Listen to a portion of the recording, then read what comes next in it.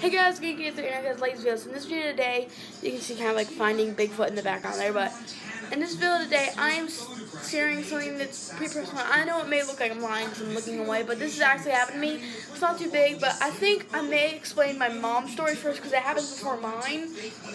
I'll explain that at the end, but it's a personal ghost story. If you guys have heard about sleep paralysis, if you guys haven't, let me explain it. Basically, it's like your body is asleep, but your mind is awake, and it feels like something's holding you down, but the only thing you can move, you can't scream, you can't talk, your body's fully numb, you can't do anything. But the only thing you can do is move your eyes, so you can go, but you can't move your arm. Like say I was going, like I was trying to scream, it wouldn't even make that noise, because I would just be, I can't, I can only control my eyes. And that has happened to me once. I was able to break free from it because I was so scared at the time. Just remind you, I was 7 one. You okay? Okay. Sorry, my grandmother knocked something. I think my grandmother knocked something down. But I'm stuck in my throat today. But basically, I have. It's a very personal story. I'm just breaking down trying to think of it. One thing, guys, I'll be right back. Sorry, guys. My grandma got knocking down the siren cord and she couldn't get back up. So basically, I'm going to start off. Now that we've explained sleep paralysis, let's get to the story, actually. What happened was, it's a very short story. That's why I'm going to explain my mom's. My mom has 2 stories and I have 1. Oh, it's hard to explain for me. But, because I can't remember too vividly, I was 7, so this honestly terrified me to death. I woke up, I was like, why can't I move my arms? Why can't I scream? Why can't I talk? Because, like, when I wake up, normally I go, what's going on, like that? I go like that. And I was trying to do that, and my arms hurt me. And I just went, what's going on? What's going on? That's why I went, I couldn't move my arms because I normally do that when I get up. So I couldn't move my arm. It terrified me because it started holding my arm down. I looked over. I couldn't move my head. So I was like, what? So I looked over. I didn't see anything. And then I looked over at the door. I saw, you know how, a mid-90s, dress thing that poofs out and then goes down? Or, a girl's, 90s prom dress or something like that? That's what I saw. The poofy, it goes down, but it's not pink. It's like a little dress. No, not poofy. One of those dresses that goes down to a girl's ankles. It's so slim. That's what I saw. It was a woman. I couldn't identify the it was pure black. It felt like I was staring at her for 3 hours straight. But it was only 30 seconds until my fear, I was only 7, and I was finally, my fear was so scary that I finally broke out of it, and it finally ended, and I jumped over onto my face. And they say normally, if you're not looking at it, you'll normally feel breathing while you're in sleep paralysis. I was able to get up, and I felt breathing right on the back of my neck.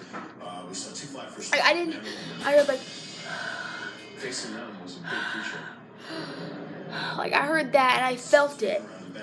And I felt like there were someone's legs wrapped around me, they were on their knees, holding me, because I had my arms around my pillow. It felt like they were holding my elbows, something right here, and their arms were wrapped around me, breathing on the back of my neck.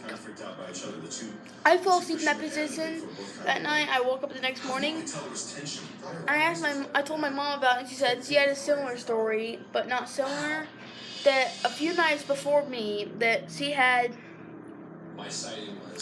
the covers had been pulled off of her in the middle of the night.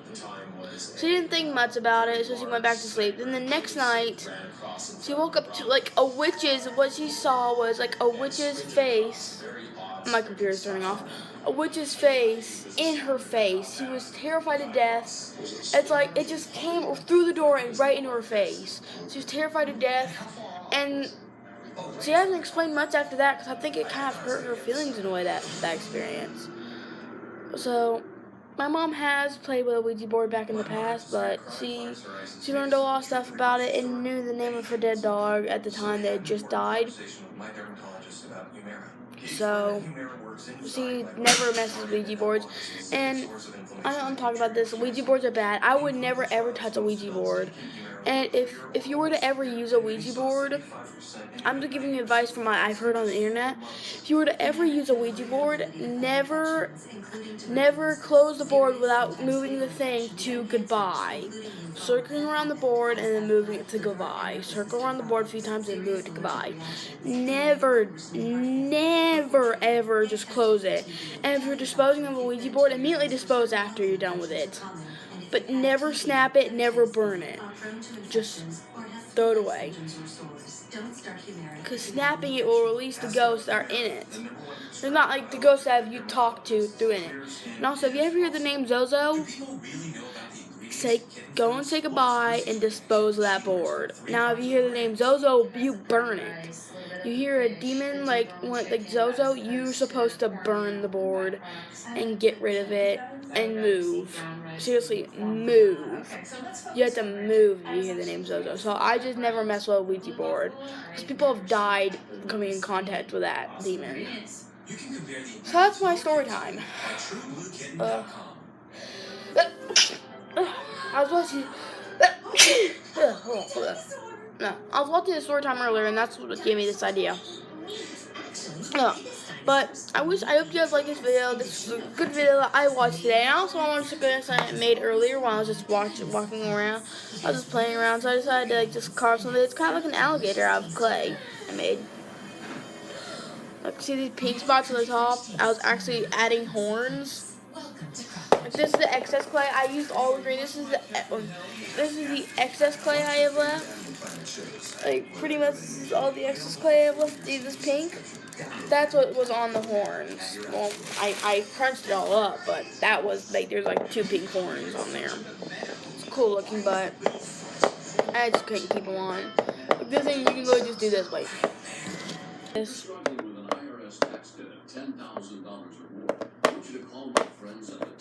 Look, kind of like it's this way. Let me grab all my Batman action figures I got for Christmas.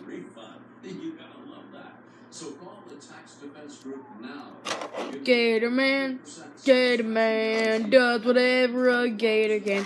If you don't want to put it on head, just sit down. Look, it kind of looks like a mouth in a way.